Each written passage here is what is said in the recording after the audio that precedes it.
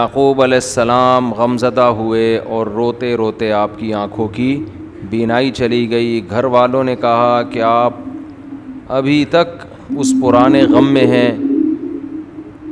تو یعقوب علیہ السلام نے فرمایا انما اشکو بثی و حزنی الی اللہ, میں اپنا غم صرف اور صرف اللہ کے سامنے بیان کرتا ہوں. وَأَعْلَمُ مِنَ اللَّهِ مَا لَا تَعْلَمُونَ, اور اللہ کے بارے میں وہ کچھ جانتا ہوں جو تم نہیں جانتے. پھر آگے فرمانے لگے یا بنی یذهبوا, اے میرے بیٹو جاؤ, فتحسسوا من یوسف واخیہ, جا کے یوسف اور اس کے بھائی کو تلاش کرو. ولا تیأسوا من روح اللہ, اور اللہ کی رحمت سے مایوس مت ہو. انہ لا ییأس من روح اللہ الا القوم الکافرون, اللہ کی رحمت سے مایوس وہی ہو سکتے ہیں جو کافر ہیں, خدا کے منکر ہیں. یہ بڑا زبردست جملہ ہے. آپ کو اس جملے کے صحیح ہونے کا اور اس کی صداقت کا یقین نہ ہو تو آپ دیکھ لو, دنیا میں سب سے زیادہ ٹینشنوں میں مسلمان ہیں اور سب سے زیادہ خوشحال زندگی غیر مسلموں کی ہے. اس کے باوجود سب سے زیادہ خودکشیوں کا ریشو غیر مسلموں میں ہے اور سب سے کم خودکشیوں کا ریشو مسلمانوں میں. پھر مسلمانوں میں بھی جو لبرل طبقہ ہے ان میں خودکشی کا ریشو زیادہ, جو مذہبی طبقہ ہے ان میں خودکشی کا ریشو کم, اور مذہب میں جو مولانا ٹائپ کے لوگ ہیں ان میں خودکشی کا ریشو 0. سمجھ میں نہیں آ رہی میرا خیال ہے. جتنا مرضی مولویوں کو برا بھلا کہو آپ, مولوی ایسے مولوی ویسے, خودکشی مولوی کو میں نے کبھی کھمبے سے لٹکتے ہوئے نہیں دیکھا. ٹینشن دے کے دوسرے کو مار دے گا, فتوے دے کے نا تو ایسا ہے تو ویسا ہے, دوسرا مر جائے گا. وجہ کیا ہے؟ وجہ ہے جیسے تیسے ہیں, اللہ کے ہونے کا یقین ہے. اللہ کا مطلب پتہ ہے کیا ہے؟ وہ ذات جو کچھ کرنے کے لیے سبب کی محتاج نہ ہو, وہ کچھ کرنے کے لیے کسی لاجک کی اس کو ضرورت نہ ہو. تو جب اتنی بڑی طاقت موجود ہے تو جو کافر ہے وہ جب دیکھتا ہے کہ تانے بانے ملا کے پلس مائنس کر کے رزلٹ نیگیٹو میں جا رہا ہے, وہ ہو جاتا ہے مایوس, کہتا ہے یار تو میں گیا کام سے. مسلمان کیا سوچتا ہے, بھائی کوئی ہے بنانے والا, کسی نے پیدا کیا ہے, وہ مجھ سے غافل نہیں ہے, وہ ان تمام ناکامیوں کے نقشوں میں کامیابی پیدا کر سکتا ہے اور ان نقشوں کو تبدیل بھی کر سکتا ہے. نقشے بھی تبدیل کر سکتا ہے اور اسی منفی میں مثبت کر سکتا ہے وہ. تبھی یعقوب علیہ السلام کیا کہہ رہے ہیں, اللہ کی رحمت سے وہی نا امید ہوتے ہیں جو کافر ہیں. ہم کافر نہیں ہیں, ہم تو پیغمبروں کی اولادوں میں ہیں, ہم اللہ کی رحمتوں سے کیسے نا امید ہو جائیں؟ شاید اللہ نے اس میں میرے لیے کوئی آزمائش رکھی ہو اور اللہ کوئی بڑی نعمت ہمیں دینا چاہتا ہو, تو یہ بھی تو ممکن ہے. لہذا جاؤ یوسف اور اس کے بھائی کو تلاش کرو, اللہ کی رحمت سے نا امید مت ہو, اس لیے کہ اللہ کی رحمت سے وہی نا امید ہوتے ہیں جو کافر ہیں. فلما دخلوا علیہ, اب یہ دوبارہ راشن لینے پہنچ گئے وہاں پہ, ٹھیک ہے نا, تیسری مرتبہ. فلما دخلوا علیہ, جب یوسف علیہ السلام کے پاس یہ محل میں آئے ہیں تو اب جو تھے نا ان کی حالت بہت ڈاؤن ہو چکی تھی. ایک تو راشن ختم, قحط پڑا ہوا ہے, پیسے ختم ہو رہے ہیں. دوسرا ابا کو ایک اور ٹینشن دے دی, اور وہ بھی ظاہر ہے اولادیں ہیں ان کو ایک الگ غم. اب بڑی قسم پرسی کے سامنے بادشاہ سے کہنے لگے یا ایھا العزیز, اے بادشاہ, مسنا و اہلنا الضر, ہمیں اور ہمارے گھر والوں کو بڑی پریشانیاں آ چکی ہیں. بھائی گھر میں بڑی پریشانیاں چل رہی ہیں. وجئنا ببضاعۃ مزجاۃ, اور ہم بہت تھوڑے پیسے لے کر آئے ہیں. ایک راشن کی جتنی قیمت بنتی ہے ہم اتنی قیمت اس دفعہ نہیں لا سکتے. بڑے مسائل چل رہے ہیں, گھر میں الگ پریشانیاں ہیں اوپر سے راشن کے پیسے پورے نہیں ہیں. فَأَوْفِ لَنَا الْكَيْلَ, آپ سے ریکویسٹ یہ ہے کہ آپ ہمیں راشن پورا دیں کم از کم. ایسا نہ ہو کہ آدھی آدھی بوریاں لے کے گھر جائیں, ٹھیک ہے نا. ایک نئی ٹینشن کے بھائی بھی گیا, 2 بھائی چلے گئے, ابا بیمار پریشان, بینائی چلی گئی, اوپر سے گھر میں راشن کے ڈبے بھی کیا ہو جائیں, آدھے آدھے, تو پیسے بھی نہیں ہیں. فَأَوْفِ لَنَا الْكَيْلَ, آپ کیل مکمل کر کے دے دیں. وَتَصَدَّقْ عَلَيْنَا, اور آپ ہم پہ کچھ صدقہ کر دیں, آپ ہم پر کچھ صدقہ کر دیں. ان اللہ یجزی المتصدقین, بے شک اللہ تعالیٰ صدقہ کرنے والوں کو اس کا بہترین بدلہ دیتا ہے. اللہ آپ کو اس کا بدلہ دے گا. جب یوسف علیہ السلام نے دیکھا نا اپنے بھائیوں کی یہ کنڈیشن, کیسی قسم پرسی, کیسے پریشان حال, تو کہنے لگے هل علمتم ما فعلتم بیوسف واخیہ اذ انتم جاہلون, تمہیں پتہ ہے کہ تم نے اپنے بھائی یوسف اور اس کے چھوٹے بھائی کے ساتھ کیا کیا جب تم جہالت کا ارتکاب کر رہے تھے؟ تمہیں معلوم ہے, تمہیں یاد ہے تم اپنے بھائی یوسف کے ساتھ کیا کیا تھا؟ فوراً کہنے لگے اِنَّكَ لَأَنْتَ یوسف, کیا آپ یوسف ہیں؟ دیکھو ایک دم ان کے جو ہے نا چھٹی حص نے کام کیا, کیونکہ جب آگے دیکھا تھا تو بھائی کی شباہت تو نظر آ رہی تھی نا ہر دفعہ. پہلی دفعہ آئے ان کو اندازہ ہوا یار یہ تو ہمارے بھائی جیسے لگ رہے ہیں, لیکن انہوں نے سوچا بھائی کو ہم نے ڈالا تھا کنویں میں, وہ کہاں مصر کا بادشاہ بن سکتا ہے, تو اس خیال کو انہوں نے اگنور کر دیا. جیسے مجھ سے لوگ مل رہے ہوتے ہیں نا برگر والوں کے پاس, ٹھیلے والے کے پاس, بہت دفعہ ہوتا ہے. ابھی پھر 4 دن پہلے ایسا ہی ہوا, میں کہیں گیا ٹھیلے پہ, ٹھیلے کی بریانی کا اپنا مزہ ہے یار, تو ٹھیلے پہ میں کہیں چپکے سے نا کھڑا ہو گیا, تو ایک لڑکا آیا, ہاں ہم لسی پینے گئے, لسی, تو ایک لڑکا سوزوکی میں بیٹھا ہوا ہے, گھور گھور کے دیکھ کے میرے پاس آیا, بالکل مفتی طارق مسعود لگ رہے ہو آپ.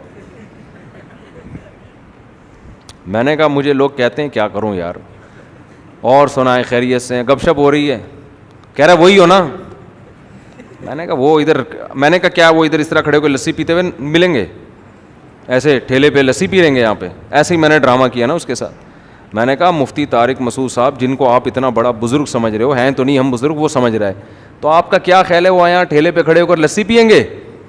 کہہ رہے ہاں یار میں بھی سوچ رہا تھا مفتی صاحب تو نہیں ہو سکتے, وہ لسی تھوڑی پئیں گے یہاں کھڑے. صحیح ہے نا, یہ ابھی چند دن پہلے کی بات ہے. تو میں نے کہا منگاؤں آپ کے لیے بھی؟ کہہ رہے نہیں, میں بائک پر تھا, موٹر سائیکل پر نا. تو پھر میں نے پی لسی, اس نے نہیں منگوائی اپنے لیے, میں نے خود پی لی. ایک اور گلاس منگوایا پھر میں نے نا, مجھے بڑی پیاس لگ رہی تھی, بھوک بھی لگ رہی تھی, وہ لسی کا گلاس بھی بڑا ہے. میں نے کہا ایک اور بندہ تھا اس سے میں نے کہا ہیلمٹ پہن کے, میں نے کہا ایک اور لے آنا.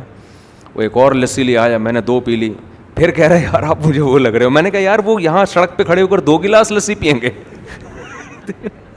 کوئی شریف آدمی 2 گلاس بھر بھر کے لسی پیتا ہے؟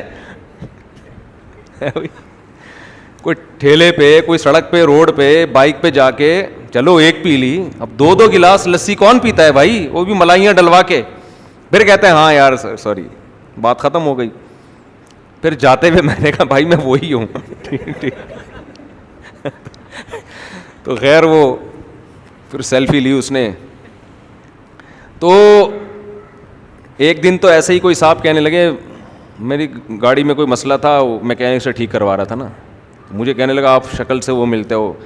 ہاں میں نے کہا ہاں, میں نے دل میں سوچا اس کے دل میں میرے خلاف کیا ہے یہ ابھی نکلوا لو. تو میں نے کہا بندہ کیسا ہے جو بیان کرتا ہے طارق مسعود صاحب؟ کہہ رہے بیان تو صحیح کرتے ہیں لیکن یار ایک چیز مجھے بالکل بھی پسند نہیں ہے اس. میں نے کہا کیا؟ کہہ رہے یار ممبر پہ بیٹھ کے مذاق کرنا مجھے بہت برا لگتا ہے. میں نے کہا میں پیغام پہنچا دوں گا بھائی, ممبر کے بیٹھ کے لوگوں کو رلایا کرو, ہنسایا نہ کرو, ٹھیک ہے؟ تو میں جی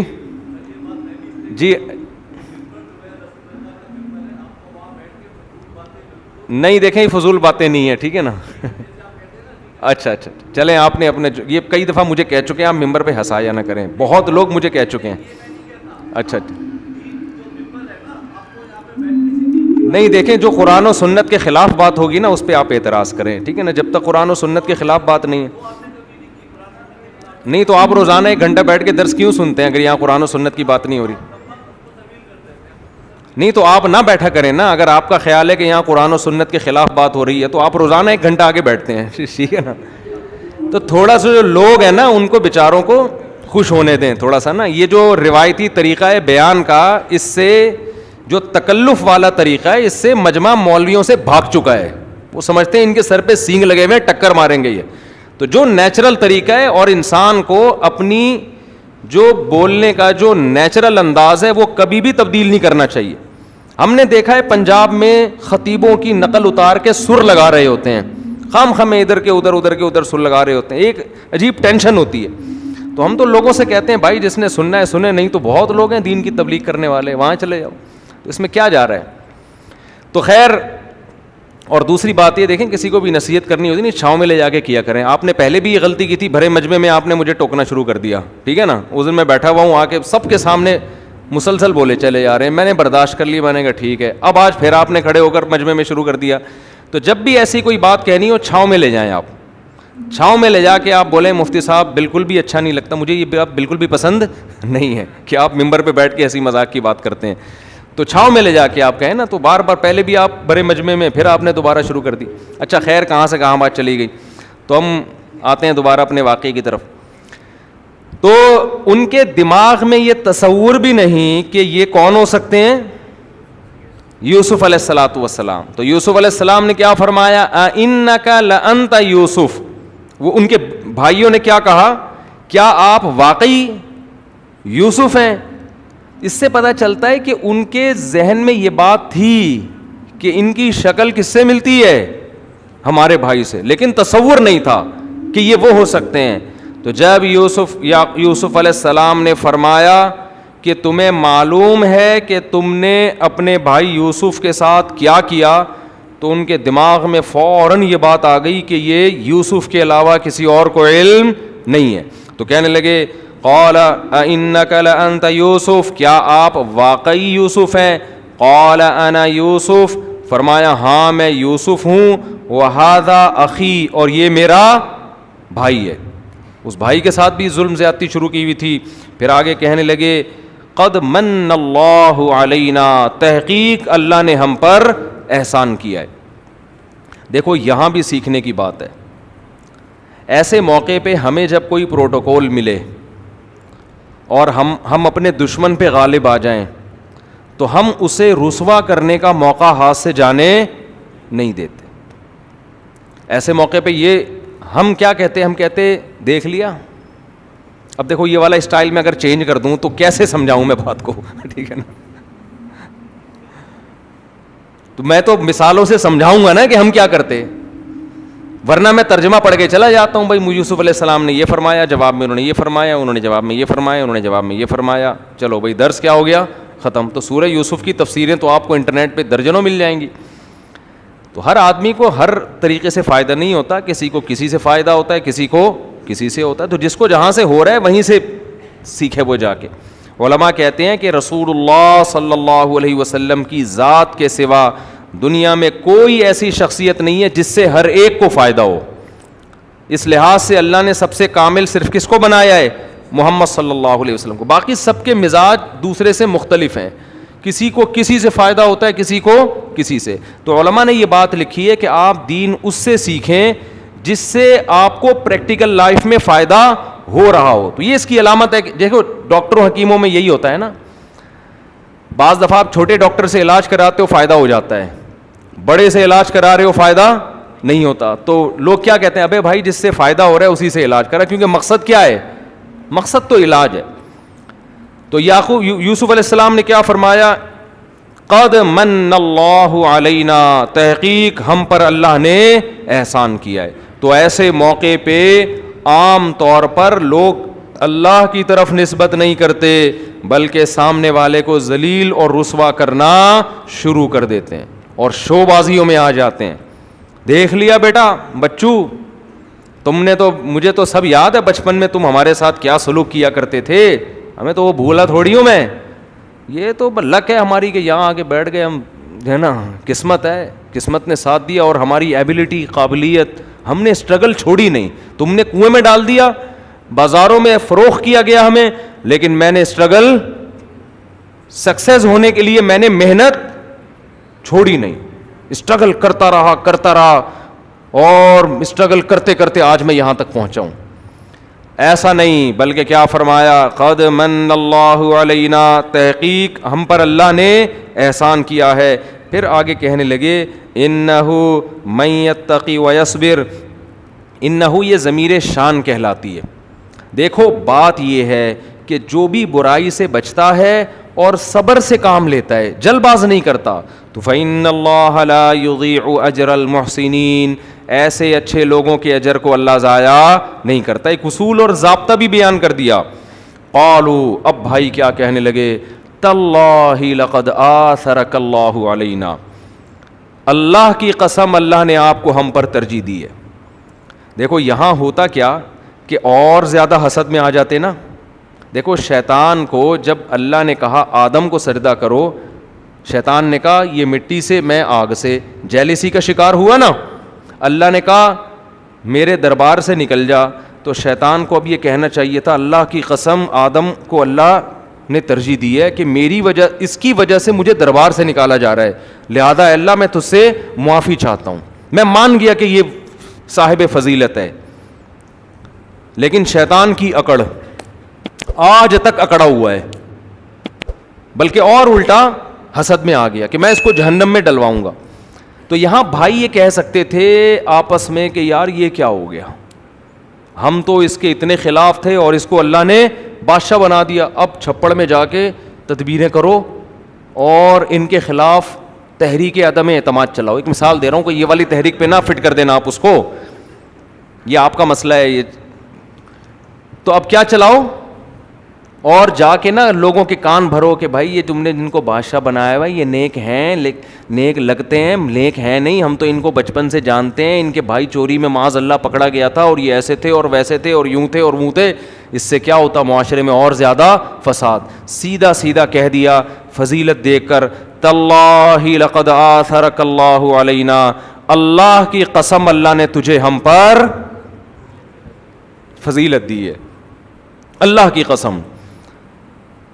تو جو آپ کا مخالف ہو نا, اس سے سبق کیا ملتا ہے, آپ کو کتنا ہی حسد ہو, اس سے کتنی جیلسی ہو, اگر اللہ اس سے کوئی اچھا کام لے تو اس کی تعریف کیا کرو, حسد کا شکار نہ ہوا کرو, بولا کرو یار بات زبردست کی ہے اس نے, کام خاندانی کیا ہے, چاہے آپ کی تنظیم کا ہو, آپ کا سیاسی لیڈر ہو یا مخالف کا سیاسی لیڈر ہو, اس کے داڑھی ہو یا نہیں ہو, وہ نمازی ہو یا نہیں ہو, وہ عالم ہو یا نہیں ہو, ہم جیلسی اور حسد کا شکار ہو جاتے ہیں. کوئی اچھا کام کرے ٹانگیں کھینچتے ہیں ہم اس کی, کیونکہ میری تنظیم کا سربراہ نہیں ہے, اور دوسرا کتنا برا کرے اس کی ہر برائی کی لاجک تلاش کر رہے ہوتے ہیں, اس کو صحیح قرار دینے کی کوشش کر رہے ہوتے ہیں. تو یہ بہت بری عادت ہے جو ہماری قوم جس کے اندر مبتلا ہے.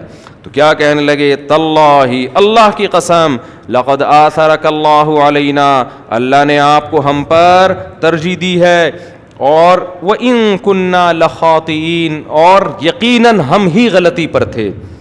قَالَ لَا تَثْرِيبَ عَلَيْكُمُ الْيَوْمَ, یوسف علیہ السلام نے فرمایا آج تم پر کوئی حرج نہیں ہے, کوئی گناہ نہیں, اس کا میں تم سے کوئی بدلہ نہیں لوں. وہ تو بیچارے ڈر رہے تھے, اب تو یہ بادشاہت میں آئے, اب تو ایسی کی تیسی ہو جائے گی ہماری. کوئی حرج نہیں ہے, یغفر اللہ لکم, اللہ تمہاری مغفرت کرے. تم نے دو جرم کیے, ایک میرے ساتھ اور ایک اللہ کی نافرمانی بھی تو ہے نا کہ بھائی کو کنویں میں ڈال دینا, تو اللہ سے بھی میں دعا کرتا ہوں وہ تمہارے جرم کی مغفرت کرے. وَهُوَ أَرْحَمُ الرَّاحِمِينَ, وہ بہت زیادہ رحم کرنے والا ہے. دیکھو ایمان اتنی بڑی دولت ہے, جتنے بڑے سے بڑا جرم ہو جائے نا, اگر غلطی کا احساس ہو توبہ کی برکت سے معاف ہو جاتا. ایک پیغمبر کو کنویں میں ڈالا اور سگے بھائیوں نے, آج جرم کا احساس ہو گیا تو اللہ اس خطا کو کیا کر رہا ہے, معاف کر رہا ہے. اذهبوا بقمیصی ھذا, میرے اس کرتے کو لے کر جاؤ, فالقوه علی وجہ ابی, اور میرے والد کے چہرے پہ ڈال دو, یاتی بصیرا, ان کی نظر لوٹ آئے گی واپس. یہ معجزہ تھا. میں بار بار یہ بات بتاتا ہوں, معجزے پیغمبروں سے ہوتے ہیں, کرامتیں بزرگوں سے ہوتی ہیں. لیکن آج جو ایتھیس لوگ پیغمبروں کی کرامتوں پہ اعتراض کر کے مذاق اڑاتے ہیں نا, بالکل آج ایک مذہبی طبقہ ایسا ہے جن کو علماء دیوبند سے خاص طور پر کچھ چڑ ہے. علماء دیوبند نے جو کرامتوں کے واقعات کتابوں میں نقل کیے ہیں وہ ان واقعات پر ایسے ہی مذاق اڑاتا ہے جیسے ایتھیس لوگ پیغمبروں کے معجزوں پر مذاق اڑاتے ہیں. حالانکہ کرامتیں بھی قرآن سے ثابت ہیں. حضرت مریم کی کرامت تھی بغیر شوہر کے بیٹا پیدا ہو جانا، حالانکہ حضرت مریم پیغمبر نہیں تھی. اس زمانے میں یہودیوں نے اس کرامت کا مذاق اڑایا، ہنستے تھے کہ یہ دیکھو یہ کیسی باتیں کر رہی. انہوں نے کہا اللہ نہیں کر سکتا کیا؟ تو اسی طرح اہل اللہ کی جو کرامتیں فضائل اعمال فضائل صدقات میں لکھی ہوئی ہیں ان کے مذاق کی بھی یہی حیثیت ہے کہ آپ اللہ کی قدرت کے منکر ہو، خدا کچھ بھی کر سکتا ہے.